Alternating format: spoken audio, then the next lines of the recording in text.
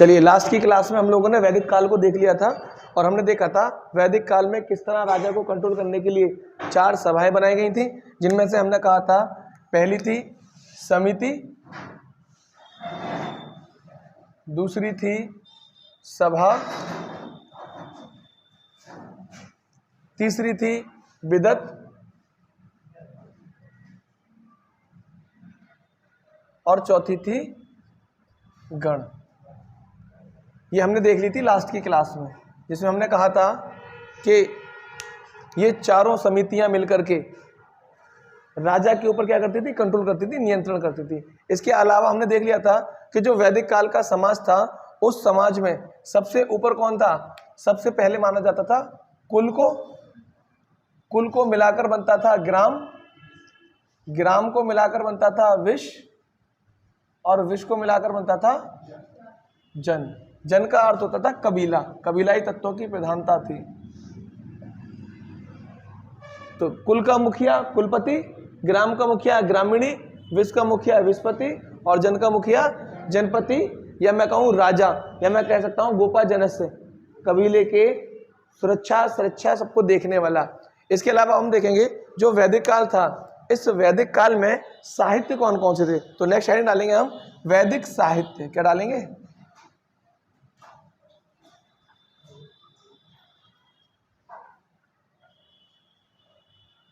वैदिक साहित्य।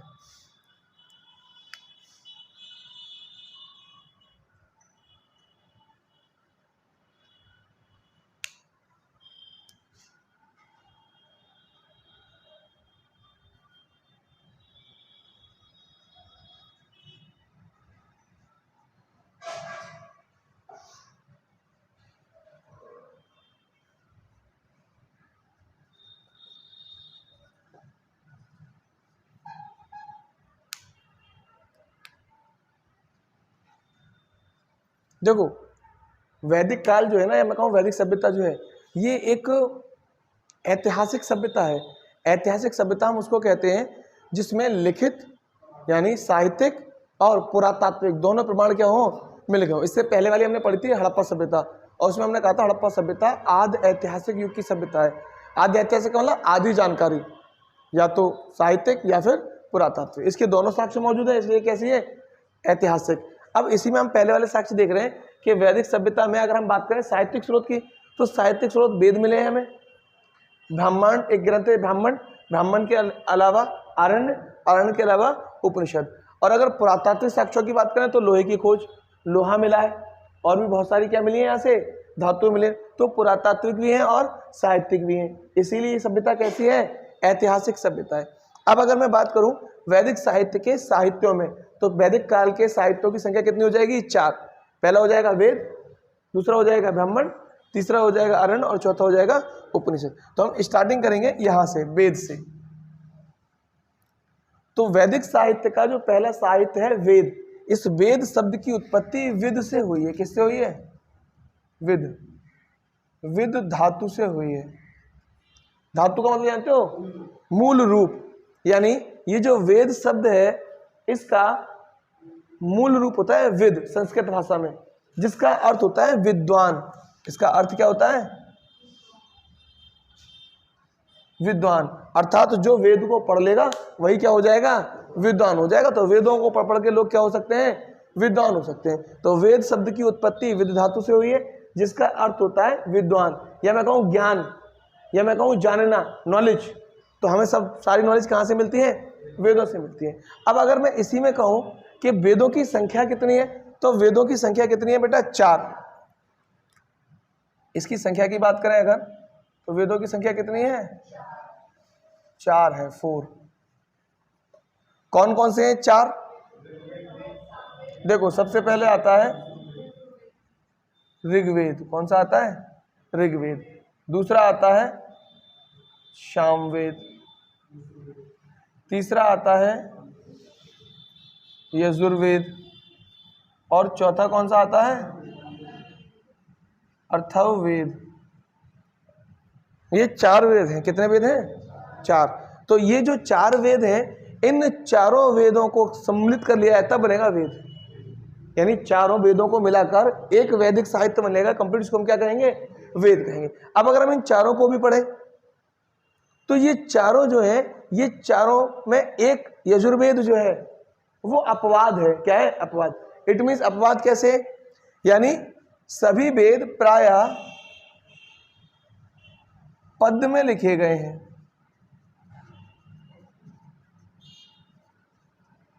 पद में लिखे गए यानी लिखने में दो शैलियां यूज होती हैं, एक होती है गद्य और एक होती है पद। तो हमने कहा सभी वेद प्रायः काय में लिखे गए? पद में लिखे गए, पद में। लेकिन अपवाद के रूप में हमने किसको कहा? तो ये अपवाद कैसे? ये गद्य और पद दोनों में लिखा गया है, दोनों में लिखे थे, गद्य और पद दोनों के द्वारा क्या है? लिखित है। अब गद्य क्या होता है और पद क्या होता है? किसको हम कहते हैं गद्य और किसको हम कहते हैं पद? तो गद्य वो होता है और पद वो होता है जिनमें बोलने में अंतर आता है, पढ़ने में। पद हमेशा एक ऐसा मैं कहूँ काव्य होता है जिसको बोलने के लिए, पढ़ने के लिए हमें तुक, लय, यति, गति, हर एक प्रवाह का क्या करना पड़ेगा? ध्यान रखना पड़ेगा। यानी कहाँ पर यति होनी है, कहाँ पर गति देनी है, कहाँ पर विराम देना है, कहाँ पर उच्च स्वर निकलेगा, कहाँ पर दीर्घ निकलेगा, कहाँ पर प्लुत निकलेगा, सब कुछ देखना पड़ेगा। यानी गाए जाने योग्य, ऐसे अगर मान लो जैसे कविता, शायरी, ये सारी किसमें आएंगी? प्रार्थना सारी किसमें आएंगी? काव्य के पाठ में, यानी काय में आएंगी? पद के पाठ में। जितने भी दोहा है, सोठा है, सब किसमें आएंगे? पद में। और गद्य में लेखन शैली आती है, जैसे मैं कहूँ निबंध, ऐसे मैं कहूँ पत्र, या मैं कहूँ कहानी, राजा हरिश्चंद्र की कहानी, तो वो कहानी काय का पाठ रहेगा? गद्य का। तो गद्य और पद्य में अंतर समझ में आ गया। तो तीन वेद, ऋग्वेद, सामवेद और अथर्ववेद, तीनों काय में है? पद में। लेकिन यजुर्वेद काय में है? गद्य और पद दोनों में रखा है। यहां तक बात समझ में आ गई। इसके अलावा अगर मैं बात करूं ऊपर ऊपर के तीनों वेद, मैंने तीनों पे सिंबल लगा दिया है ब्लू लाइन से। ऊपर ऊपर के तीनों वेदों को, इन वालों को ये संयुक्त रूप से त्रय कहा जाता है। क्या कहा जाता है? त्रय। अथर्ववेद को त्रय नहीं कहा जाता। अथर्ववेद त्रय की श्रेणी में नहीं आता। अर्थात बात समझ रहे हो? देखो, तो देखो ये तीन ऋग्वेद, सामवेद, यजुर्वेद, त्रय, अथर्ववेद त्रय की श्रेणी में नहीं आता। ये यहां पर अलग हो गया। अथर्ववेद त्रय की श्रेणी से क्या है? बाहर है। अब अगर मैं इन चारों वेदों में बात करूं, ऋग्वेद, सामवेद, यजुर्वेद और अथर्ववेद में, तो इनमें सबसे ज्यादा सर्वाधिक जो महत्व है वो बच्चों ऋग्वेद का है। किसका है? और अगर मैं सबसे प्राचीन वेद की बात करूं कि सबसे प्राचीन वेद कौन सा है, तो वो भी कौन सा हो जाएगा? ऋग्वेद हो जाएगा। तो अगर हम बात कर रहे हैं ऋग्वेद की, यहां पर किसकी बात कर रहे हैं? ऋग्वेद की। तो ऋग्वेद का जो ऐतिहासिक महत्व है वो सबसे ज्यादा है, पहली बात। दूसरी बात, इसका ऐतिहासिक महत्व सबसे ज्यादा क्यों है? क्योंकि इसमें जो मंत्र हैं, इन मंत्रों की जो संख्या है, देखो मंत्रों को ऋचा भी बोलते हैं। कहेंगे यार ऋचाओं की संख्या, एक ही बात है, चाहे आप ऋचा बोलो चाहे आप मंत्र बोलो। तो इसमें जो मंत्र है, मंत्रों की जो संख्या है वो 10,580 है। कितनी है? 10,580। इन 10,580 मंत्रों को संयुक्त करके, काउंट करके सूक्त बनाए गए। क्या बनाए गए? सूक्त। तो इन 10,580 मंत्रों को 1028 सूक्तों में बांट दिया गया है। जैसे मैं कहूं हमारी क्लास में 60 बच्चे हैं, 60 बच्चे बैठे हैं। इन 60 बच्चों में मैं कहूं कि 10-10 का एक क्या कर लो? सूक्त बना लो। तो हमारे पास 10-10 का हमने सूक्त बनाया ग्रुप। तो हमने कहा क्लास में बच्चे तो 60 हैं लेकिन सूक्त कितने? 6। अब हमने कहा 3 सूक्तों का एक मंडल बना लो। तो मंडल कितने रह जाएंगे? तो हमने कहा क्लास में 2 मंडल हैं और 6 सूक्त हैं और 60 बच्चे हैं। तो ऐसे हमने कहा इस ऋग्वेद में मंत्रों की संख्या तो 10,580 है और सूक्तों की संख्या कितनी है? सूक्त है 1028। और मैं कहूं मंडल कितने हैं? तो मंडलों की संख्या है 10। बात समझ में आई? यानी अब अगर मैं कहूं ऋग्वेद में 10,580 मंत्र है तो बड़ा हो गया, और मैं कहूं ऋग्वेद में केवल 10 मंडल है तो बात क्या हो गई, छोटी। आपकी क्लास में कितने मंडल है, मैंने कहा 2 मंडलों में बच्चे बैठते हैं बस। अब ना मंडल यानी 3 सूक्तों का 1 मंडल है। एक सूक्त में हमारे यहाँ कितने बच्चे हैं, एक सूक्त में हमारे यहाँ कितने बच्चे बैठ रहे हैं, 10। तो हमने कहा 30 और 30 और टोटल कितने हो गए, 60। तो ऐसे हमने ऋग्वेद को बड़ा करना चाहो तो बड़ा कर लो, 10,580 मंत्र हो गए। छोटा करना चाहो तो इनमें 10-10, 20 मंत्रों को जोड़कर एक सूत्र बना लिया और सूक्तों की संख्या हो गई 1028।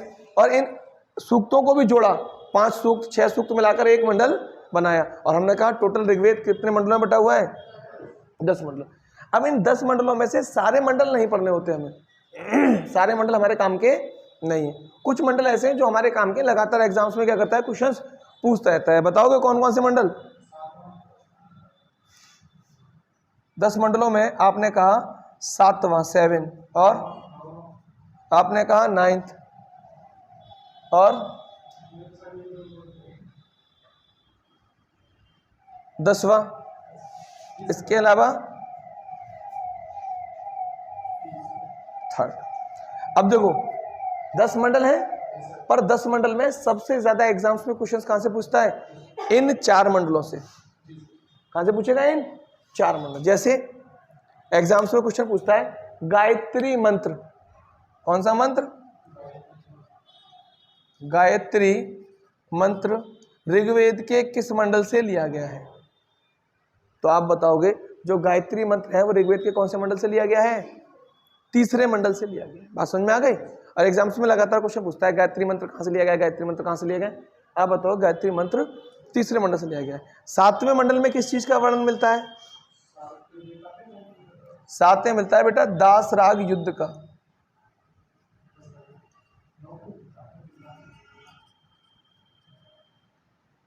अब 7वां मंडल हमें जानकारी देता है दासराग युद्ध की। दासराग युद्ध क्या था? देखो दासराग युद्ध जो था ये भारत के प्राचीन काल का सबसे पहला महान युद्ध है। भारत में प्राचीन काल में सबसे पहले जो सबसे भीषण युद्ध हुआ वही दासराग युद्ध। हालांकि इसका महत्व हिस्टोरिकल थोड़ा कम है, इतना आता नहीं, क्योंकि इधर पानीपत, तराइन, बक्सर, प्लासी, इन लोगों ने वर्चस्व क्या कर लिया है, बना रखा है अपना। लेकिन अगर हम कहें भारतीय इतिहास में सबसे इंपॉर्टेंट और सबसे प्राचीन जो माना जाएगा वो कौन सा माना जाएगा, दासराग युद्ध माना जाएगा। ये दासराग युद्ध 10 राजाओं के द्वारा एक राजा के विरुद्ध छेड़ी जाने वाली लड़ाई थी। यानी 10 जन कबीले और एक कबीला भरत, कबीले का नाम क्या था, भरत। इस भरत जन के मुखिया थे राजा सुदास। तो इस भरत जन कबीले के विरुद्ध 10 कबीलों ने मिलकर क्या करा, प्लानिंग करके अटैक, और ये चाहा कि हम भरत कबीले को क्या कर लेंगे, लूट लेंगे, कैप्चर कर लेंगे। लेकिन हमेशा सत्य की विजय होती है, और सत्य की विजय हुई। इस एक कबीले ने, भरत जन ने, इन 10 कबीलों को क्या कर दिया, हरा दिया। ऐसे मान लो साउथ का हीरो 1-10 पे क्या पड़ जाए, भारी। लेकिन यहां पर जो 10 राजा थे ये सारे के सारे अलग नेचर के थे, पापी टाइप के थे। राजा सुदास जो थे वो अपने कर्तव्यों पे क्या थे, सही थे, इसीलिए सत्य की विजय हो गई। तो ये युद्ध लड़ा गया था परुष्णी नदी के तट पर। कहां पर लड़ा गया था, परुष्णी नदी के तट पर। और ऋग्वेद के 7वें मंडल में उल्लेखित है। आगे मैं आपको पढ़ाऊंगा रीजन क्या था, कारण क्या था, क्यों राजा सुदास के पीछे पड़े थे, वो मंत्रियों वगैरह का झगड़ा था, उसको हम आगे देखेंगे लेटेस्ट स्टेज में।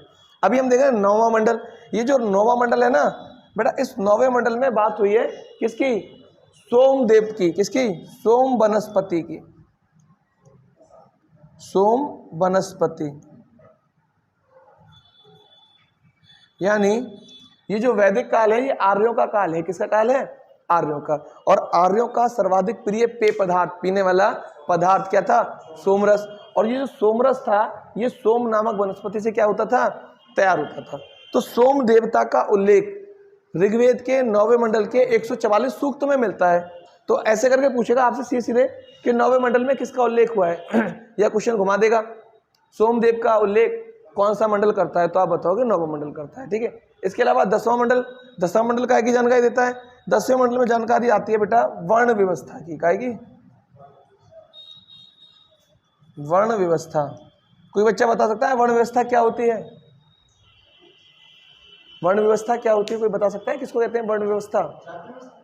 वर्ण व्यवस्था का मतलब देखो, वर्ण व्यवस्था 2 प्रकार की होती है। कितने प्रकार की होती है, 2 प्रकार की। अगर मैं वर्ण व्यवस्था की बात करूं, यहाँ पर यहाँ लेते हैं वर्ण व्यवस्था को हम।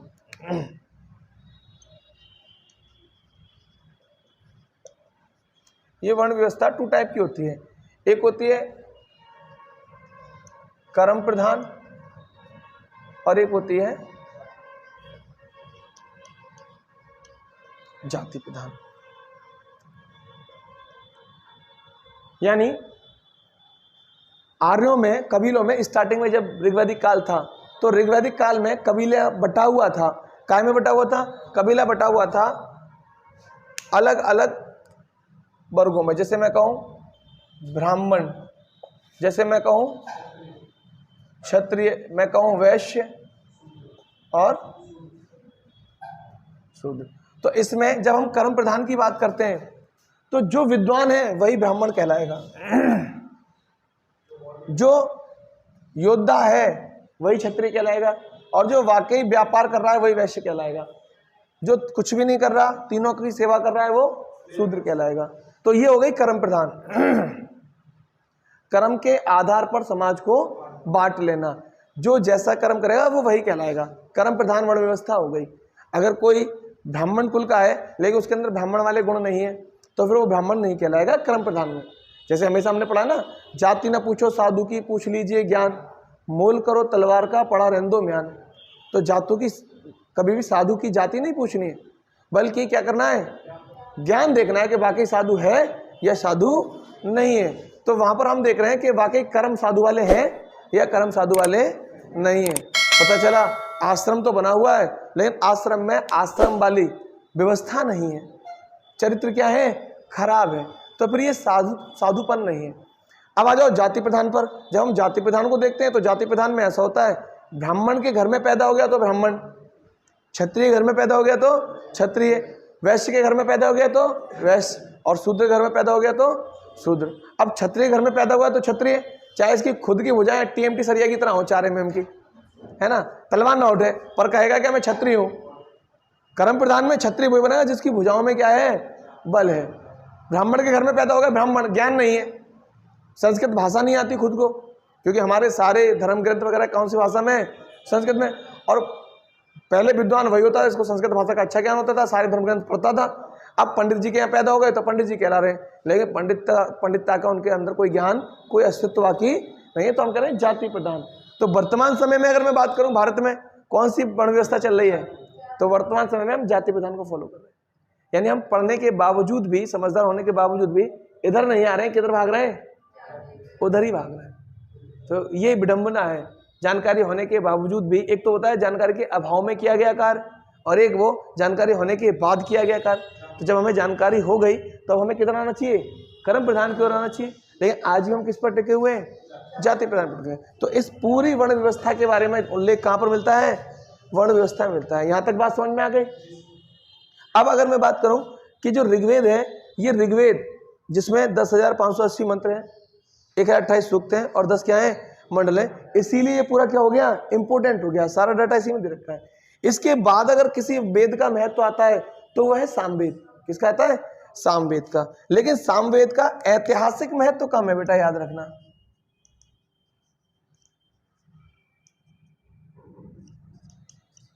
ऐतिहासिक महत्व कम है, जबकि ऋग्वेद का ऐतिहासिक महत्व बहुत अधिक है। ऐसा क्यों, ऐसा क्या रीजन हुआ कि इसका ऐतिहासिक महत्व कम है? इसका ऐतिहासिक महत्व इसलिए कम है क्योंकि इसमें मंत्रों की कुल संख्या कितनी है, 1869 है। कितनी है, 1869, जिसमें से 320 मंत्रों की पुनरावृत्ति हो गई, रिपीटेशन। कितने मंत्रों की, 320। तो 320 निकाल दो तो कितने बचे, 1549। यानी बार बार एक ही चीज को रिपीट करना। टोटल मंत्रों की संख्या 1869, 1869, जिसमें से 300 मंत्रों की क्या हो गई, पुनरावृत्ति, रिपीटेशन। इसके अतिरिक्त 1475 मंत्र ऋग्वेद से लिए गए। कहां से ले लिए गए, 1475 कहां से ले लिए गए, ऋग्वेद से। तो वो भी निकाल दो, कितने बचे। तो ओनली 74 मंत्र ही सामवेद के मूल मंत्र हैं। बात समझ में आ रही है? अब एग्जाम में क्वेश्चन कैसे पूछेगा, सामवेद में मूल मंत्रों की संख्या बताइए, 74। सामवेद में कितने मंत्रों का पुनरावृत्ति हुई है, 320। सामवेद में कितने मंत्र ऋग्वेद से लिए गए, 1475। सामवेद में टोटल कितने मंत्र हैं, कुल मंत्रों की संख्या 1869। इतना ही रहेगा। ठीक है, बात समझ में आ गई?